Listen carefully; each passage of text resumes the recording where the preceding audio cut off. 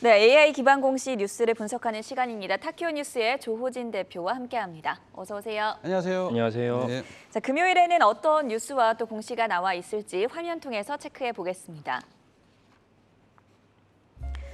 YG엔터의 2분기 영업이익이 93억 원으로 집계되면서 전년 대비 10.7% 감소했습니다.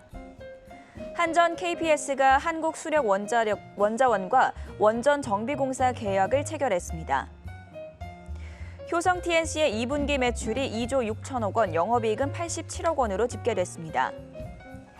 현대해상은 2분기 영업이익이 2,800억 원으로 집계됐다고 발표했습니다. 네. 이 중에서 이 대표님이 주목하신 첫 번째 공시부터 말씀 들어보도록 하겠습니다. 예, 효성 TNC가 이제 어저께 장중 이제 장 마감 이후에 이제 실적을 발표했습니다. 그래서 효성 TNC 실적을 그래프로 좀 보시면요. 전체적으로는 전년 동기 대비 전체적으로 이제 우하향하고 있습니다. 그래서 전년 동기 대비 Y로 하면은 영업이익은 74% 정도의 이제 감익이 됐습니다.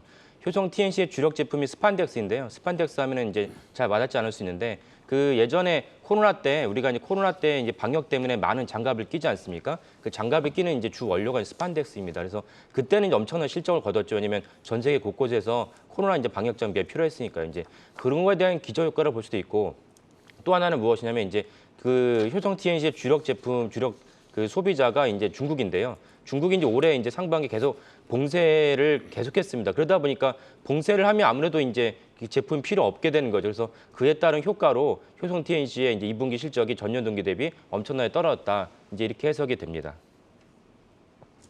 근데 여기서 이제 그 많은 분들이 이제 관심 있어 하는 부분이 효성 TNC의 배당금인데요. 왜 배당금을 관심 있어 하시냐면 그 배당금이 이제 12월 31일 그러니까 그 거래일 전에 12월 28일이 되겠죠. 그 거래일 기준으로 이제 배당을 하고 배당 결정 이제 그 주총에서 결정하게 됩니다. 근데 효성 TNC가 올해 배당금으로 5만 원을 결정했습니다. 그러니까 전년에 비해서 10배가 뛴 비용이 그 금액이거든요. 그래서 그 덕분에 이제 그 효성 TNC의 이제 그 배당 순위 엄청 높아졌는데요. 문제는 무엇이냐면 효성 TNC가 이렇게 지속적으로 작년에 이어 올해도 이제 배당이 가능하겠느냐라는 게 관점입니다. 만약에 효성 TNC가 그 5만 원을 갖다가 배당한다면 그 어제 종가 기준에서 14%의 배당 수익률이 가능합니다. 이 때문에 효성 TNC가 더 이상 이제 주가가 내려가지 않는 효과도 있지만 사실은 이제 배당을 꾸준히 이렇게 했을 때 그 이해가 되는 것이지 전년에 비해서 10배 이상 배당을 많이 한다면은 올해도 이제 배당을 많이 할 거라고 추정하기 어렵습니다. 그래서 효성 TNC를 배당주로 묶지 않는 이유도 거기에 있는데요. 또 하나 이제 주목할 점은 무엇이냐면 효성 TNC의 이제 그 대주주라 할 수 있는 그 조성래 명예회장의 지분 관계를 보면 알 수가 있습니다. 조성래 명예회장이 작년 배당일 직전에 이제 지분을 계속 올렸습니다. 올려가지고 당연히 아까 말씀드린 대로 배당을 갖다 많이 받게 됐습니다. 그런데 사실은 조성래 회장의 그 배당 이유 보면은 지속적으로 이제 그 지분을 갖다 내려간 것을 알 수 있습니다. 그리고 그만큼의 지금 지분이 아직 나오지 않은 상태입니다. 여기 차트를 보시면요. 위에가 효성 TNC의 주가고 아래가 이제 조성래 회장의 이제 초록색이 그 지분율입니다. 지분율에서 아까 말씀드린 대로 12월 30일 기점으로 급격하게 조성래 회장의 지분율이 떨어집니다. 떨어졌기 때문에 사실은 이제 좀 다시 좀 사고 있긴 하지만 여전히 작년만큼 그 지분율을 올리지 않았다.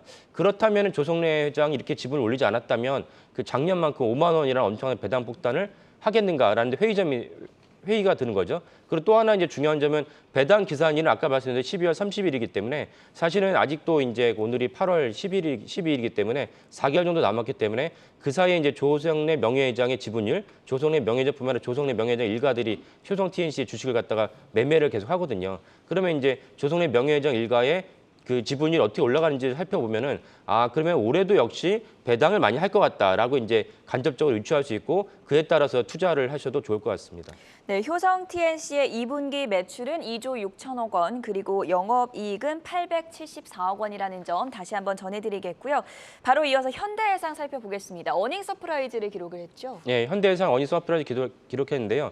전체적으로 제가 어제도 이제 삼성화재보험 설명할 때 말씀드렸지만은 전체적으로 손해보험사의 이제 이익이 좋습니다. 이유는 무엇이냐면 현대해상이나 삼성화재나 자동차 손해율이 발생하면 이제 영업이익 감소하는데 아직은 이제 그 코로나 후유증이 완벽하게 풀리지 않아서 자동차 손해율이 떨어진 상태입니다. 손해율은 실제로 보험 청구하는 비율을 말씀드린 겁니다. 그래서 이제 현대해상이나 이제 그 삼성화재나 전체적으로 영업이익이 좋은데 또 하나 주목할 점은 무엇이냐면은 금감원과 국토교통부가 합동을 해서 나이롱 환자, 그러니까 조금만 다쳤는데 그 병원에 입원을 하면서 거기에 따라서 이제 보험금을 타는 나이롱 환자를 얘기하는 그 단속을 하고 있고 또 하나 이제 어떤 단속을 하고 있냐면은 녹내장, 백내장 갖다가 시술을 할 때도 보험금 탑니다. 실손 보험금이죠. 거기에 따라서 과잉 이제 녹내장 보험 청구를 한다라는 맥락이 있어서 역시 이제 정부 당국이 이걸 관련해서 이제 단속을 하고 있습니다. 그러다 보니까 현대해상 입장에서는 백내장을 갖다가 수술한 다음에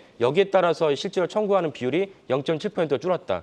이건 다 고스란히 이제 영업이익으로 이제 환원되거든요. 그래서 현대해상의 영업이익이 올라갔는데 한 가지 특이한 점 무엇이냐면 현대해상의 또 다른 이제 외국인 대주주가 이제 피델리티입니다. 피델리티는 세계적인 자산운용사이죠. 근데 피델리티가 이런 정부의 시책을 알았는지 그것까지 모르겠는데 피델리티가 꾸준히 이제 그 현대해상의 지분율을 높였습니다.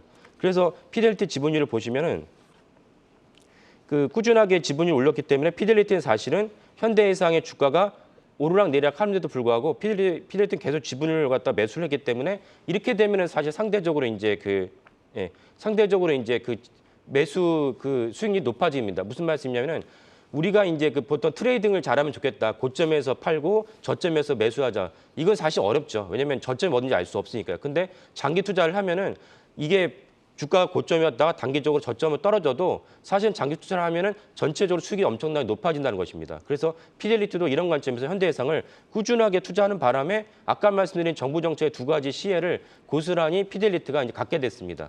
그래서 현대해상에 대한 올해 전체적인 전망이 좋고 그렇다면 이제 현대해상이 향후 하반기에도 긍정적으로 볼 수 있겠다 이렇게 전망할 수 있겠습니다. 오늘 전반적으로 손해보험 테마가 상당히 강합니다. 말씀해주신 현대해상 이외에도 한화손보라든지 DB손해보험도 역시나 강세 이어가고 있다는 점 참고해 보시면 좋겠고요. 지금까지 타키오 뉴스의 조호진 대표였습니다. 고맙습니다. 네, 감사합니다.